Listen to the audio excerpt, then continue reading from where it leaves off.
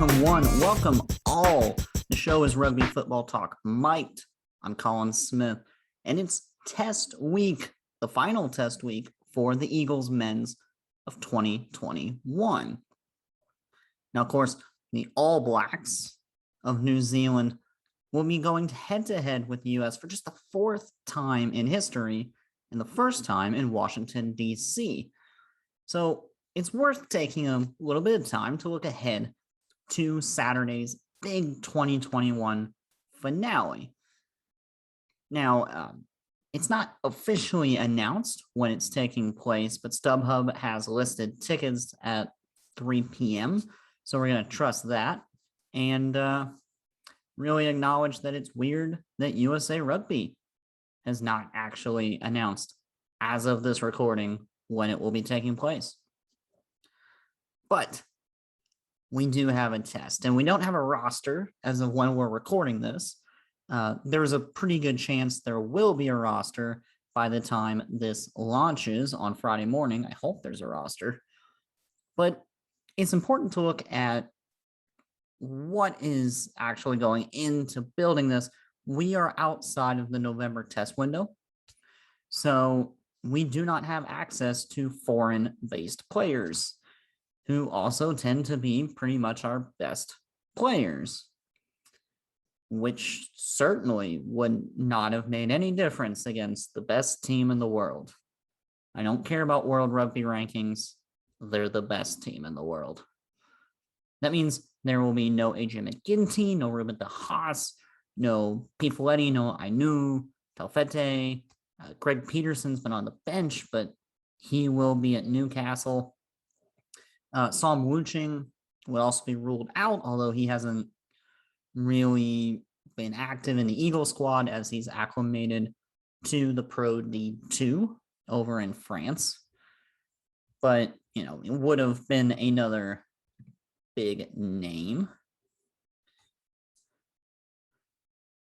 So where does this leave us? Well, it leaves us with a little bit of a stripped roster in a way, which again is great because New Zealand is, if anything, incredibly merciful on the rugby field. Just great. So we, again, don't have a roster, but there are some opportunities that can come from this. With McGinty out, and frankly, been out for most of this year due to first club obligations and later on a lot of ongoing injuries, there's a chance to, throw a real American 10 into the fire. And I don't mean Will McGee. Okay, this is a fantastic opportunity for some of these young guys, especially in decision-making positions, to see the best of Tier 1 rugby in a way that they normally wouldn't get to see it until they're in a World Cup. So, it's a fantastic opportunity to throw guys like Luke Carty back in the fire at 10, where he started during that 2-game tour over the summer. And Michael Baska. I have been big on the Michael Baska train, that he has more upside long-term than Nate Augsburger, and it's time to throw him in there. Whether he starts at 9 or comes off the bench, it's time to get that scrum half depth built up, because Augsburger has his floor, and we don't necessarily know where Baska's floor is, but he has a higher ceiling. There's no question about that whatsoever. The reality is, Gary Gold is probably going to need to look at giving the entire roster significant minutes. Number one, because, well, it's New Zealand. They're going to be fitter, and they're going to run you down. Now, we don't actually know quite what the New Zealand lineup is going to look like either at this point. There's been a lot of talk about Sam Kane coming back and essentially using this as a tune-up match before the European end of the tour.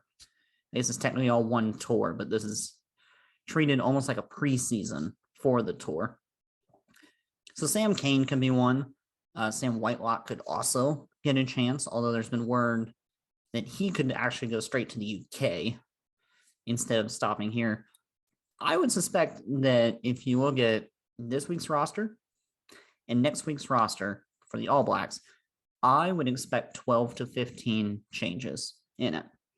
I think this is their chance to also get the young guys. And, we might even get a Josh Lord appearance, who was called up very surprisingly to the All Blacks a couple weeks ago. But at the end of the day, this is a chance for both sides to throw their young guys in and get some really good experience, even if that experience looks different for New Zealand young guys versus American young guys. Reality, this is a tune-up game for New Zealand, and this is our grand finale. The biggest reason this match is even occurring is not because it's going to be competitive or anything like that. It's a money-making game. It's a revenue game. I don't think anyone denying that. Yes, it would be great with a World Cup bid coming up to show American fans really turning out in a big stadium against a big team, but this is a moneymaker. So for the Eagles, I think the only goal you can have is that it looks more like the England test this year than the Ireland test. If you remember, the England test saw the U.S. really coming back in the second half, actually winning the second half, if you will. And the Ireland test was bad. It was very bad. So that's the real goal. Can you get a sustained stretch where it looks like you're holding with the All Blacks? I wouldn't be surprised if this is one of those games that has that try in less than 2 minutes for New Zealand. So can you compose yourself?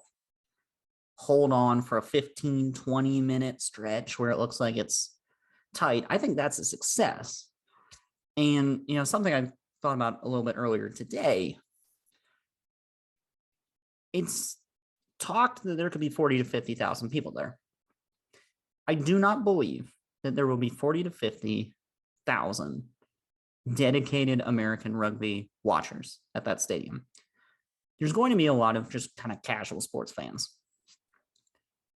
And if you know rugby as a casual sports fan and you know one team is going to be the All Blacks, in the same way that someone who barely knows NFL football can still tell you the Cowboys. There's just those teams, the Lakers and the NBA. I think there's a real appeal for casual sports fans to come and see the best the U.S. has to offer against the legend of the All Blacks. And I think part of that appeal is watching the All Blacks just demolish the Eagles. And that's terrible to say. It is terrible to admit. But I think there's real appeal. I don't think if you're an American fan, you want to come and see a good game.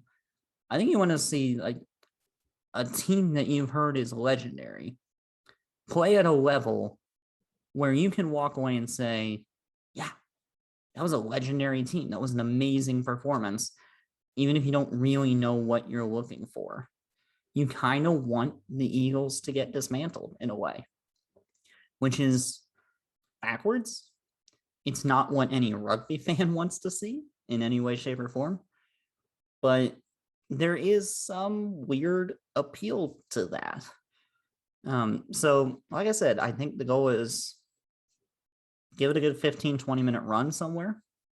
Find it. I don't know where you find it, but stick with it. Just do what you can. Now, here's the thing. We sit here, we talk about how bad we expect this to be. And after a year of COVID, every union in the world is looking for more funding and more revenue. And this will help that both for the US and for New Zealand. We both need it. The US, of course, went through bankruptcy during COVID, although that was less because of COVID and more by chance during COVID. And New Zealand, I won't dig into it, but they've had their own revenue and funding issues, fights over the last couple of years. Just use the phrase Silver Lake deal in New Zealand and you'll get some interesting reactions. But if this isn't going to be competitive, does the US deserve these tier 1 tests? We know we want them. We say we want them. But we were competitive for one half against England over the summer and demolished by Ireland, both during a Lions tour. So that makes one look a little worse. That makes one look a lot worse. Eagles lost to both Canada and Uruguay on the road. Neither were pretty losses. Neither were fairly close losses. It was bad. And at a point, you have to wonder, if we aren't taking care of our business in tier 2, and if we aren't going above the absolute baseline expectation against tier 1 opponents, if we're not giving them legitimate runs when they're at full strength, how do we really make the argument that we deserve these tier 1 matches consistently? Because I'd argue this is going to be the first time all year we're going to face a tier 1 team that has full selection ability. Because England didn't, Ireland didn't with the Lions tour.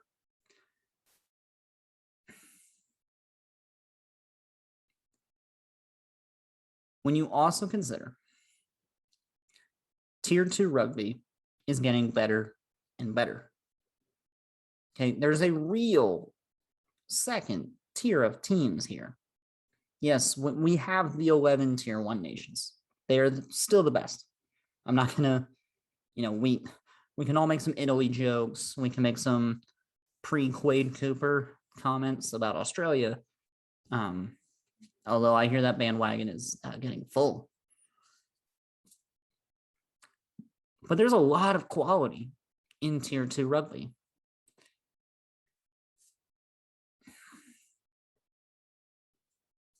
Uruguay just claimed America's won for the first time against us. Samoa's getting better. Tonga's getting better. Fiji continues to get better. Fiji will be the only non-tier 1 team automatically qualified for the World Cup based on previous performance. And this is the issue the US faces. Is trying to get these one-off games with top nations when you are not asserting yourself at the second level. There needs to be more consistent tests, not even against top nations, but against tier 2 nations. And let's get realistic about why we can still occasionally manage a top tier test. New Zealand is coming to the US because of the revenue. Yes, there will be a lot of game day revenue, but it's the media market. Rugby wants to expand into the American sports media market. It's one of the biggest in the world, and you compare the American market to markets in continents, not countries.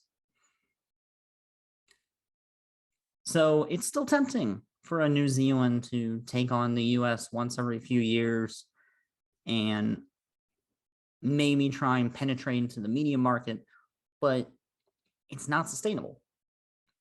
There needs to be a realistic, profitable solution to get consistent competition against teams that aren't going to blow us out, because you don't need to play the very best to get better.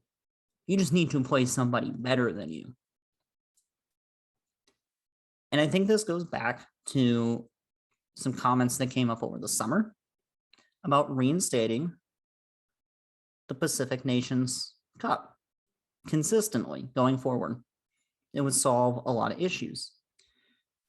If you look at all the Tier 1 nations, all 11 of them, 6 of them in the 6 nations, math is hard, 4 of them in the Rugby Championship, 1 without an annual competition, Japan. Still the newest and arguably the most exciting, everyone's second favorite team in a World Cup. We don't need New Zealand. We don't need Australia, Argentina.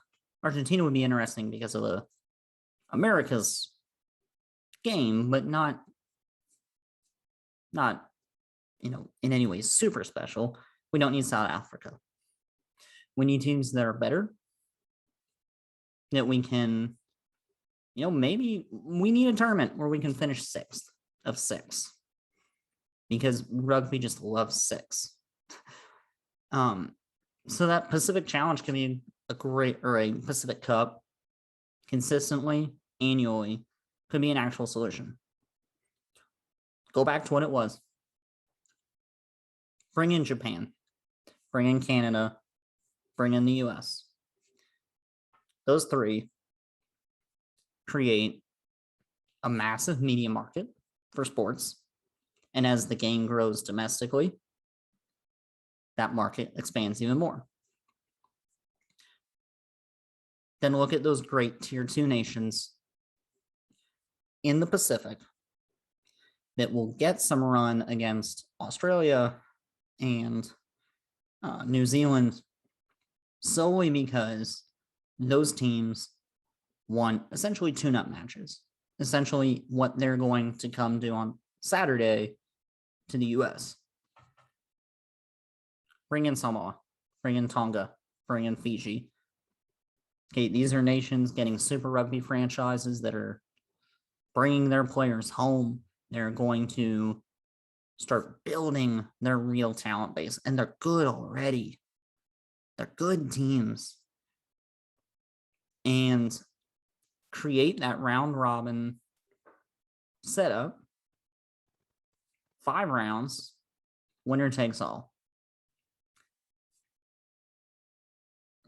I'm sure there's a way to structure it where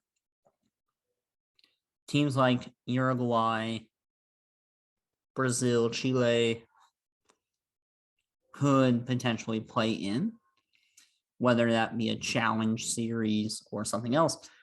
But play against those teams that want to play fast, that want to play physical, and that want to play with the ball in hand a little bit more, because we still fit in better with the Southern Hemisphere teams than the Northern Hemisphere teams.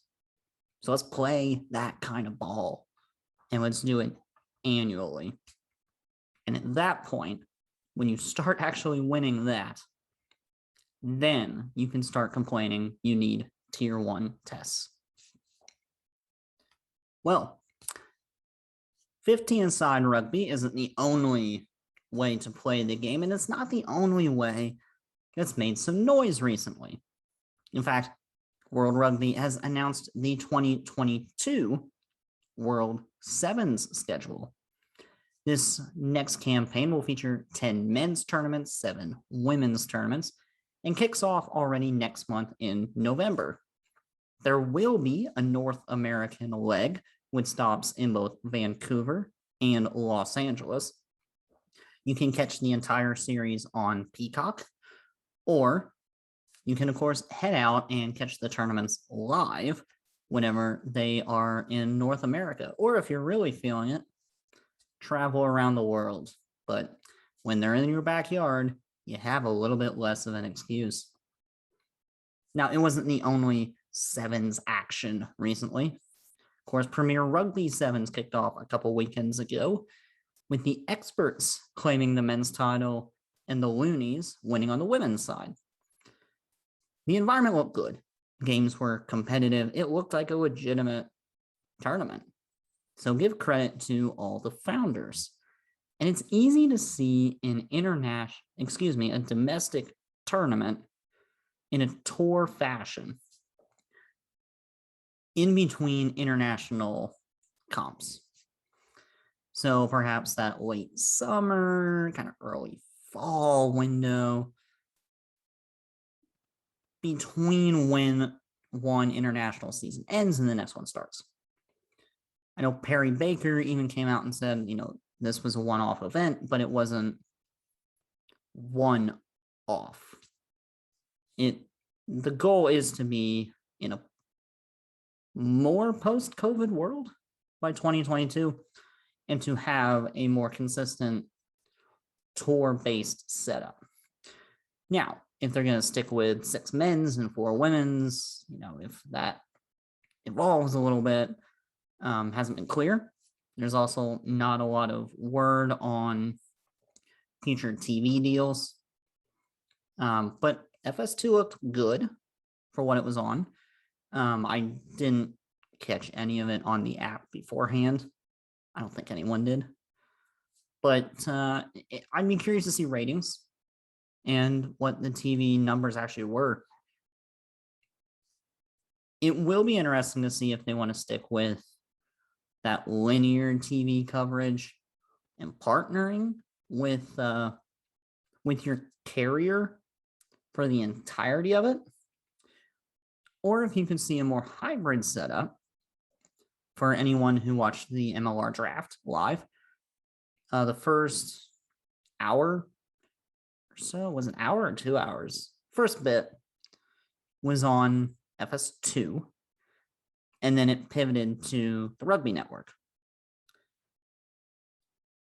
It can be interesting to see, especially depending on what time of year this comp is going to be taking place consistently, if there's an appetite with the Rugby Network to take over the streaming portion, because I'm sure Premier Rugby Sevens would prefer to keep as much of that linear TV exposure as possible.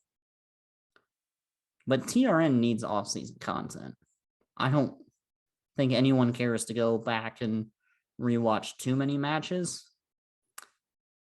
And, for PR7s, it's a way to deliver directly to that rugby fan base. It could be a good pairing, but there has been comments out of MLR teams in the past that there's a real interest in an MLR Sevens comp. And I could see that inevitably creating a holdup. It's an interesting question because building in a Sevens audience on TRN, I'd argue, is for the best for MLR. I think the bigger question is, does PR7s want to do it, knowing there's a real chance MLR comes in within a few years and says, all right, you're out. We have a Sevens following. Let's build our Sevens comp. So, and TV deals are going to be something we need to look at pretty extensively in a lot of different ways over the next few months. So this will be an interesting thing to watch. Watch how we're going to watch. It makes sense. It makes sense. In separate news, the MLR did announce a strategic partnership with youth and high school rugby. The new program introduces school-based flag programs to inner city and after-school programs, and it will create an MLR-backed coaching app. Now, perhaps even more impressive, and following on the PR7's point, there will be games streaming on TRN. So some high school rugby teams will be broadcast nationally and globally right into your bright screen of choice. Now, it creates, obviously, additional content, but we're starting to really see the MLR build that talent pipeline that other sports in the US have. look at football players. They're going to maybe start in middle school, but real heavily in high school, going to start playing legitimate organized football. Go through the college system and then a pro system. And we're starting to see that entire pipeline built out, with the only area of concern still being that college portion. Now, there has been an NBA style approach with academies, and I know that that's common around the world where the college system isn't as present. But in the US, I mean, basketball is going to be the one thing that really has a strong academy or,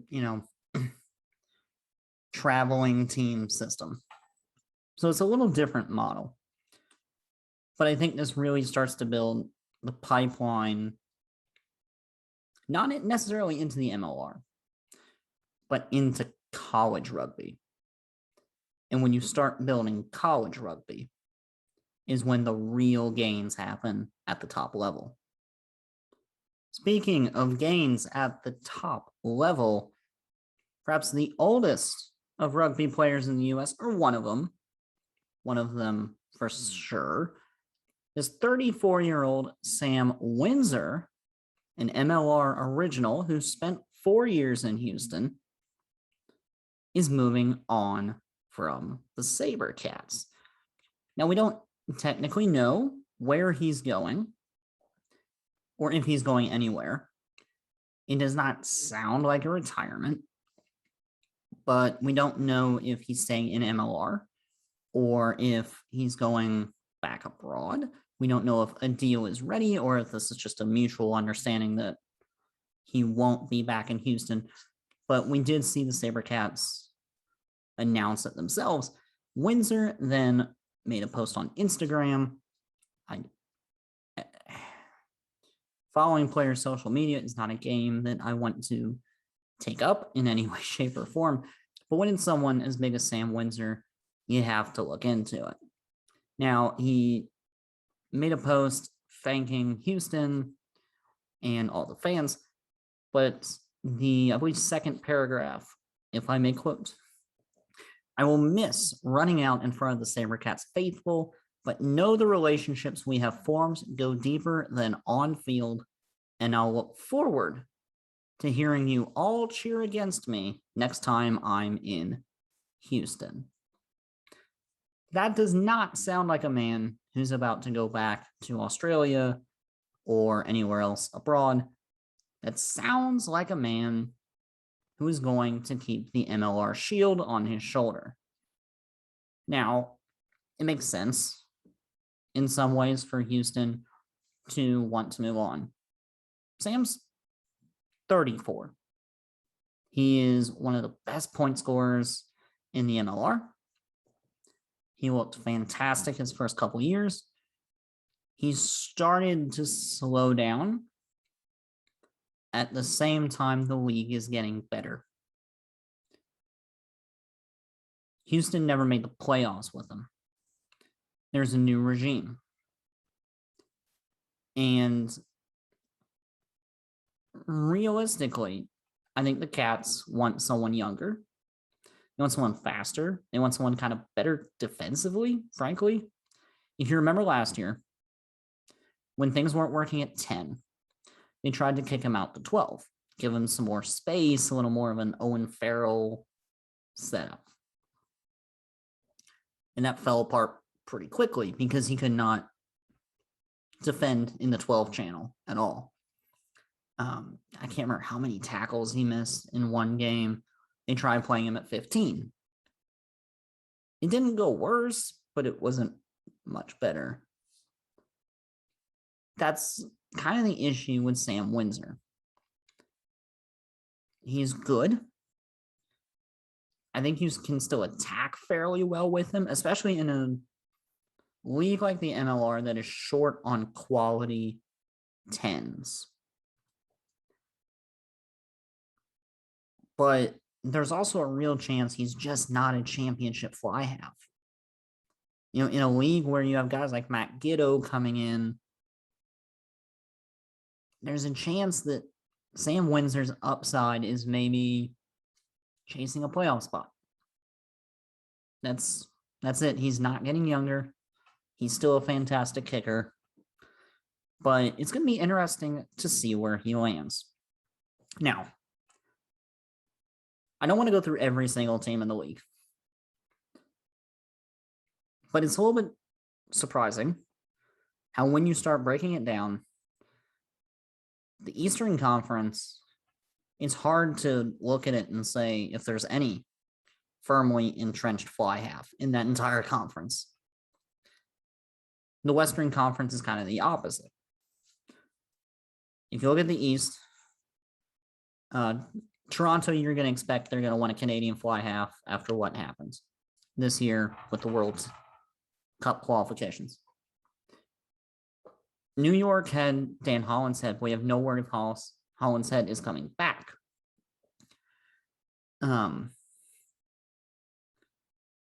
Harrison Boyle was pretty good up in New England.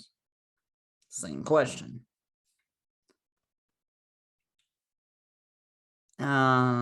DC does not even have an incumbent. Jason Robertson has moved on to the D2. So there's a fit there. And him and Danny Tusitala would be just funny to watch on the same field if Tusitala comes back. But then you get into Nala, could be interesting to see him lead that attack. That would probably be a little bit of a step up, depending on how health works out. But you quickly run out of options in the East. And I want to circle back to Atlanta. Let's wait for a minute on them. In the West, Seattle is doing what it's doing. Alan Clark is building a team his way, and he clearly has a 3-year plan. Okay. Everyone's signing through 2024, with a few just through 2023. There's a 3-year plan there. I don't think 34-year-old Sam Windsor is part of it. LA is the only one with multiple legitimate 10s, because Matt Giddo has still not said if he's coming back or not.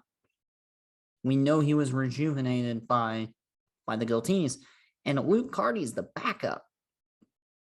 The man with national team starts is the backup. In San Diego, we don't know if Joe Peterson's going to be back, but they signed Will Hooley. Now, he's been playing 15 for the national team, but I'm willing to bet he shifts forward to 10 for San Diego. Austin has Will McGee, Matt Mason, Kurt Morath. All can play 10, and Morath really started to open up that offense at the end of the year. I suspect that if all three are back, Morath would get the nod, but you know, there's a lot of options there, and I don't think Windsor's necessarily better than any of them, maybe. And it starts to come down, in my opinion. Oh, Utah. I don't think he fits in Utah. I think Utah runs it back with Schulte, maybe. But they could upgrade. But that's an expensive back three. I don't know if budget-wise there's the room for someone like Windsor. Now, I think that brings us to two interesting options on completely different ends of the scale. One, you have an Atlanta team that went to the championship, wasn't really right there, but very, very good team whose bread and butter is defense. Could a guy like Sam Windsor come in, extend the kicking range, and with that strong defensive system, be able to kind of hide when defending the ball? That's, I think, the first option is ATL. Second option is staying in Texas and going to Dallas. Dallas has signed a couple good centers. Chris Parnell coming over from the UK. Ned Hodgson, that was with Austin for a while, will also be there. We haven't heard about a veteran fly half signing. We haven't heard a lot about MLR veterans anyway. They did draft Alejandro Torres in the 3rd round of the collegiate draft. I think he could develop into something, but he's a 3rd round pick. He's going to need time to develop. If Dallas could add Windsor, it could fill that gap until potentially Torres is ready, or they just find someone younger that can kind of be their franchise 10. It's a great voice in the locker room for them to add him and, have an MLR veteran, have someone that is ready to try and push more with this team than he probably ever got a push in Houston. And this is the real thing that's going to be interesting. And if you're an NFL fan, you might understand this. Is Sam Windsor a Matt Stafford who we're not giving enough credit to? He might actually be incredibly elite, but he's just stuck on a team that can't use him? Or is he a Jay Cutler that he's good enough to make you think that you just need a different coach to unlock him, but he's not actually quite good enough to really ever make that big push? So that's going to be something interesting to see, partly just with him on any team, is how does he play away from Houston? Now, there was one other major transaction, and I don't want to become someone that tries to watch every bottom of the roster transaction in MLR, but we did have another big one last week on MLR Kickoff with Dan Power. Chance Wenglewski was the guest, and he did announce he had been traded. We don't know where to. We don't know the compensation. We do know Chance Wenglewski is on the move. So I'm not going to speculate on that one because he's already been traded. I don't know where he's going. It's one thing to sit here and speculate on someone who it sounds like is just going to be a free agent and get their choice. It's another to speculate on a deal that's already done. And for all I know, there's an announcement before this comes out, and you're just the absolute fool then. Listen, something in most of these can make me look like a fool. That's not hard. But we're not going to speculate on a trade that's already occurred. That's just yet to be announced. All right, before we take off for this week, a few things to wrap up with. We do have other rugby occurring over the next couple weeks. That's the USA Selects playing in the America's Pacific Challenge. Now, the roster has been announced with 18 players associated with MLR sides and former Eagles head coach Mike Tolkien set to lead the squad. Now, the select side will play Argentina on October 22nd, Brazil on the 26th, and Chile on the 30th. Now, players are not officially capped since this isn't necessarily the senior side, but they are at that point bound to the country.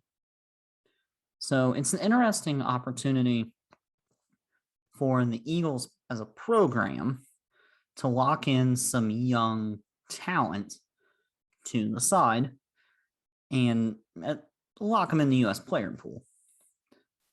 It's also an interesting opportunity for some of these young guys that are MLR backups to really face high-level competition that many of them might not have played against in the past, especially guys that are new, coming out of the college system, and have few to, in some cases, no actual MLR experience. We also have a women's 15 end-of-year squad announced. Their tour still slated for November, and 12 full-time English-based professional players named to the squad. A fantastic step forward for women's rugby, and we're going to have a lot on women's rugby over the next few weeks, so I'm going to leave that for then.